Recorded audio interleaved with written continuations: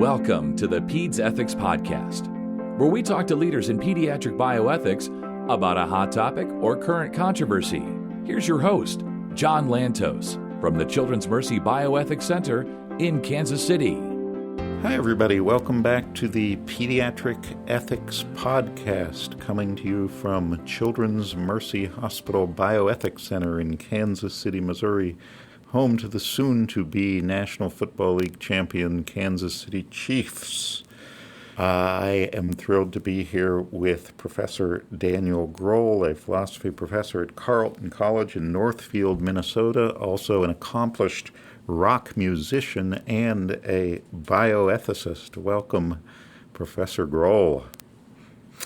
We're going to talk about the article you wrote and published in the in Pediatrics in October of 2014 called 4 Models of Family Interest. This is an article that challenges some received wisdom in pediatrics, particularly that a guiding principle is that we should always focus on what is best for the child, who is our patient. Your paper addresses the idea that sometimes we also need to consider what is best for other family members, or even for the family unit as a whole. And then you talk about a couple different models for how we might think about family interests. So Dan, can you briefly describe those 4 models of family interests that you develop in the paper? Yeah, absolutely. Maybe I can just take a step back to start. I mean, the question in the background is how should we think about the place of non-patient interests? And I mean, it's obvious that the patient's interests matter a lot, and they're typically thought of as the primary focus. And you could think that other family members' interests don't matter at all. But that seems like a really, really strong view. And when you think about it, it seems like not a view worth taking seriously, particularly if you put yourself in the mind of the decision maker, typical decision maker in a pediatric context, which is the parents. So if you imagine the parents now have other children, it just seems right away, it seems ridiculous to say the only thing that matters are the interests of the child who happens to be the patient. So if you start with the presumption that family interests matter, the question then becomes, how do they matter? And how does their mattering intersect or interact with the patient's interests mattering? How should we sort of think of how all those interests interact if we throw them into the hopper? And so the paper outlines 4 different ways of thinking about how to answer that question. So here's one thing you might think. You might think the interests of other family members matter only insofar as paying attention to them is going to help serve the interests of the patient. And I call this the oxygen mask model, and it gets its name from the instructions that they give you when you get on an airplane, which is that if these masks descend because of depressurization of the cabin, attend to yourself before helping your child. And the advice there is not, hey, parents, you're number one, think of yourself because you matter more. It's like, actually, you'll be more effective at serving your child's interests if you first get your own mask on. In this model, they only matter because they're good for the child, so it's really... Correct, right, Yep. Right. So they're instrumentally valuable, or they're a tool for promoting the interests of the child.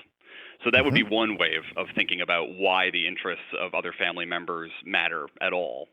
But another way of thinking about it would be to say, well, hold on, there's not really this sharp divide between the interests involved. And this is, again, I think, really clear if you think about the alignment of interests between a sick child and the parents.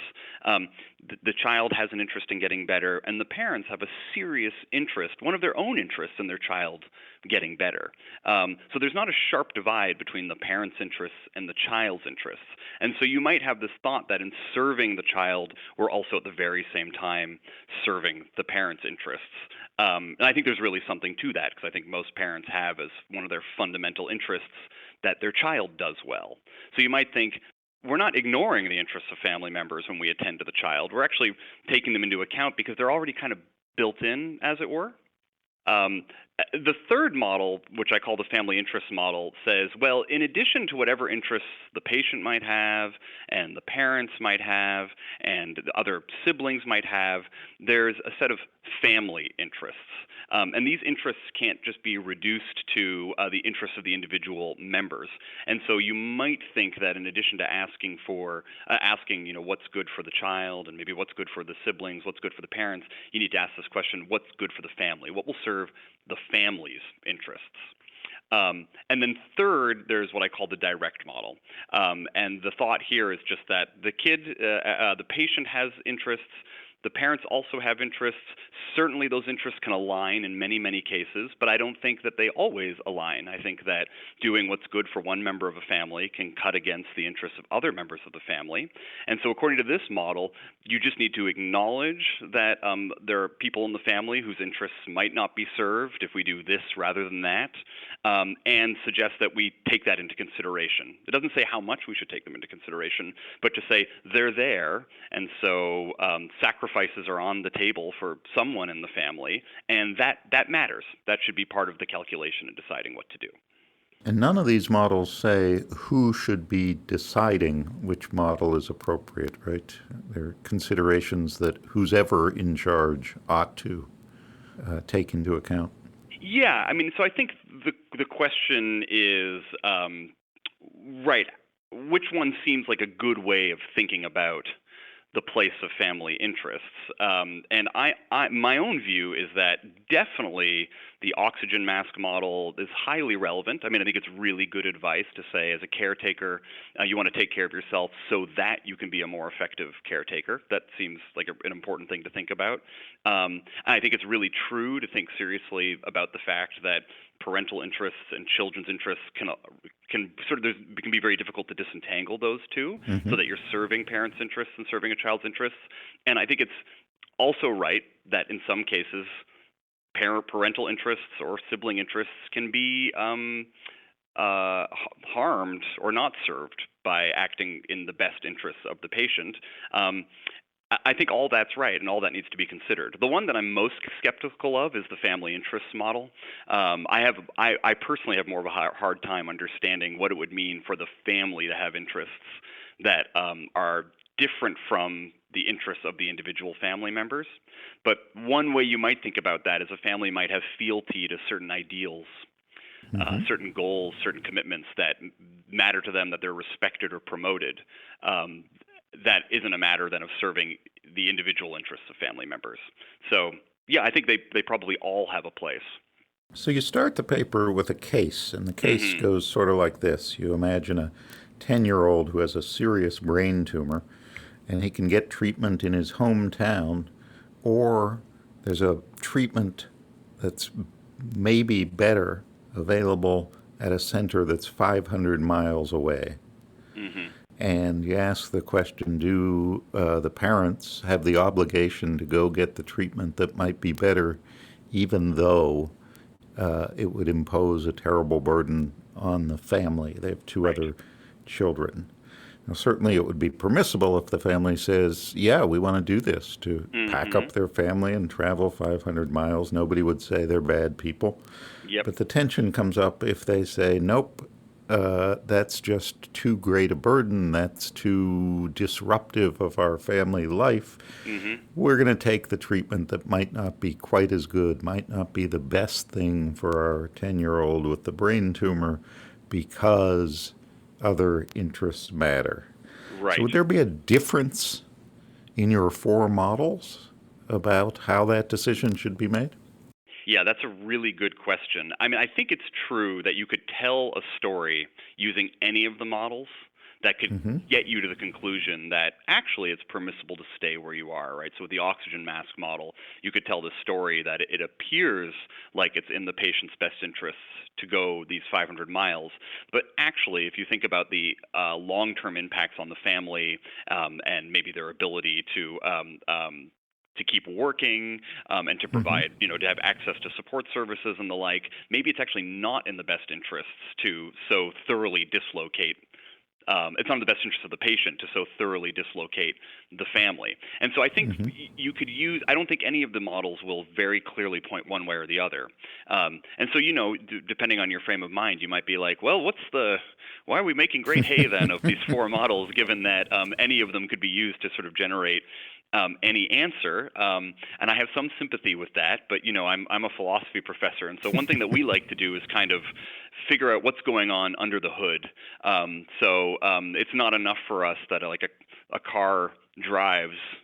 Two cars might perform the same when you're watching them from the road, but we want to know, well, what's driving them? What's in fact generating the conclusions that we're arriving at? So I think there's theoretical interest in trying to figure out what kind of story we would tell to explain why. I'm inclined to think that it would be permissible to decide not to move away. Yeah. And I can imagine cases where the models would lead you in different directions.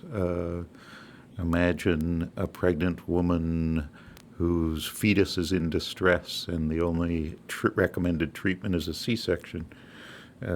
She might be sacrificing her own interests, not putting on her oxygen mask for the sake of the baby, but maybe also for the sake of the family and the ideals of what a family member should do for another family member, that is, be willing to take some risks for great benefit.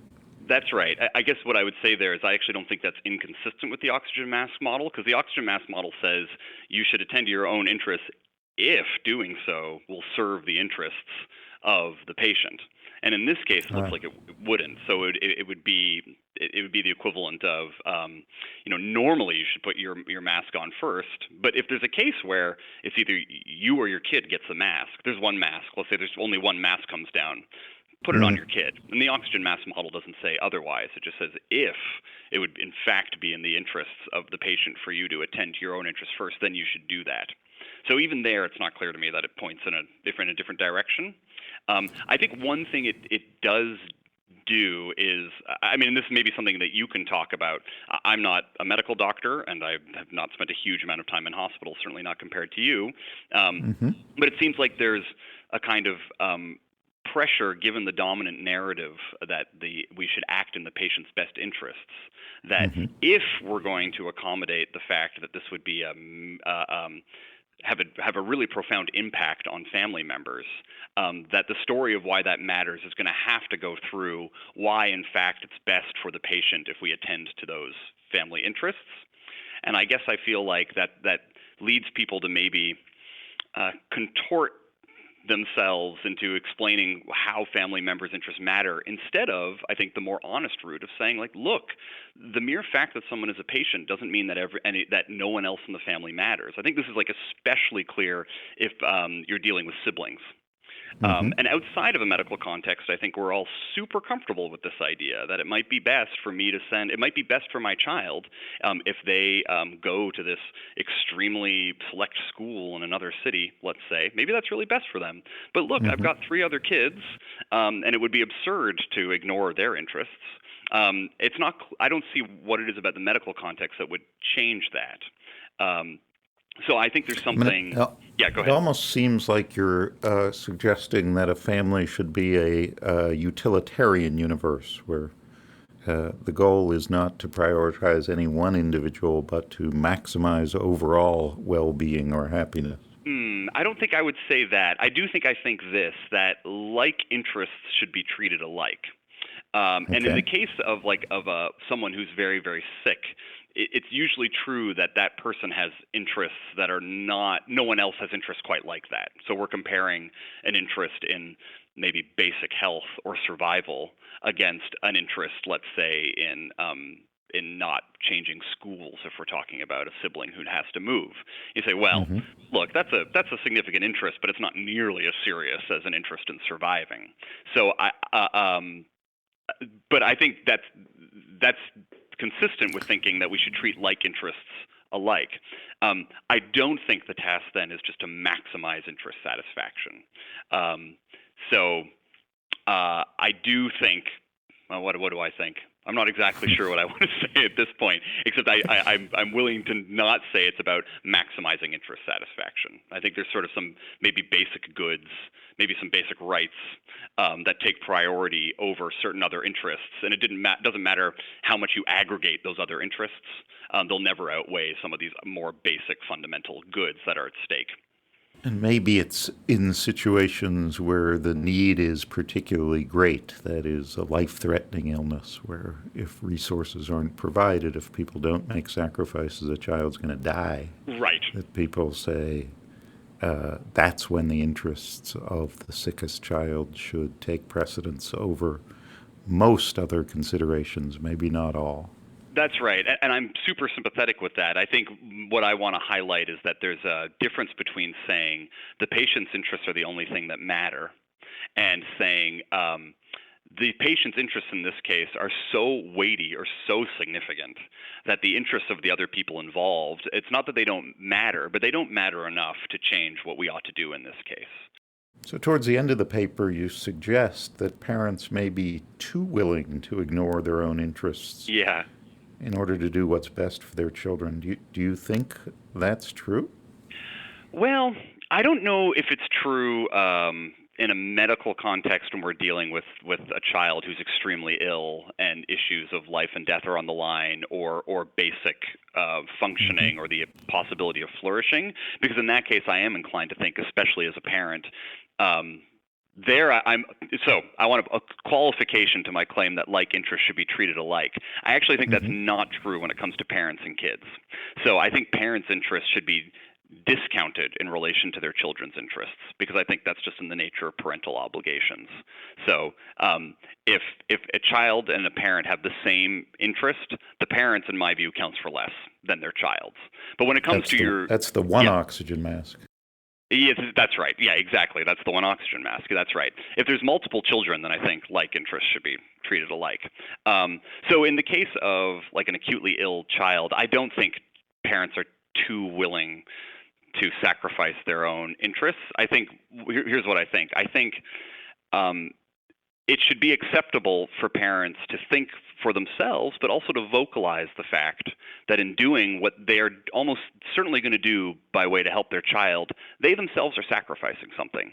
Even if they have a profound, which they do, a profound interest in their child living and flourishing, nonetheless, I think it needs to be acceptable for them to acknowledge, like, look, this is a significant sacrifice for me. I'm giving up this other thing that really, really matters to me. And I'm, in some sense, totally happy to do it and willing to do it, and I wouldn't do anything else. But let's at least note that there's something on the other side of the ledger. I think that's important, because I think, parents are people too.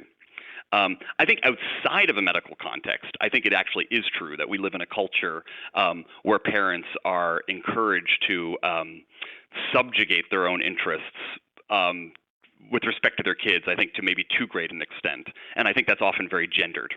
So I think it's when mothers and women, I think, correct. There's this picture of the ideal like mother saint who doesn't care for herself at all, except insofar as she's able to serve her children.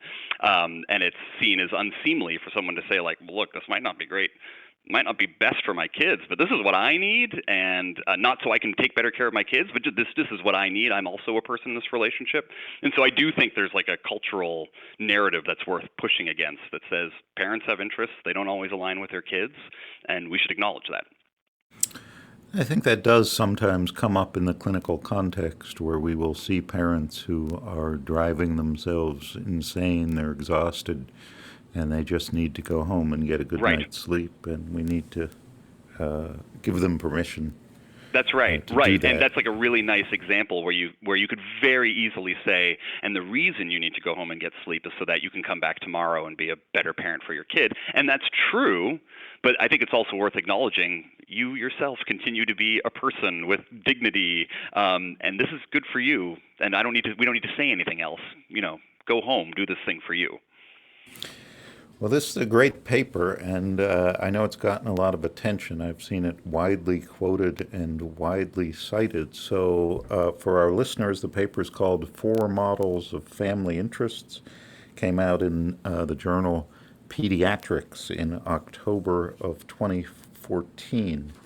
The author, our guest today, is Professor Daniel Grohl from Carleton College in Minnesota. He's a philosopher and a bioethicist who's pushing boundaries and challenging some conventional wisdom in pediatric bioethics. And thanks for listening. I'm John Lantos, host of the Pediatric ethics podcast that comes to you from the Children's Mercy Hospital Bioethics Center in Kansas City, Missouri. Dan, thanks for being with us. Thanks so much for having me. This was a lot of fun.